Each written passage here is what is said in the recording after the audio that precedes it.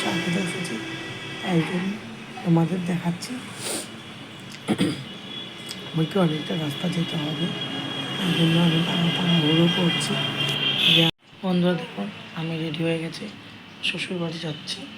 আমি গিয়ে তোমাদের দেখাবো যে আমি পৌঁছে গেছি কিনা, ঠিক আছে? এখন 9:10 বাজে বেরোচ্ছি, নাহলে বাস পাবো না আমি, ঠিক আছে?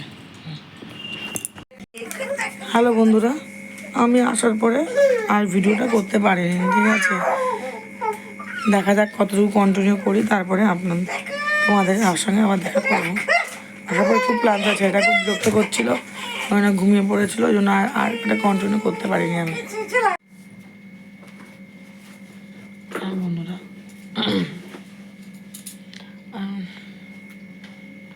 কন্টিনিউ করতে পারলাম না, এখানে ব্লগটাকে শেষ করলাম আজকে। হ্যাঁ, আমাদের এখানে তাড়াতাড়ি শুয়ে পড়ে, ওই জন্য ব্লগটাকে এখানে শেষ করছি। Good night.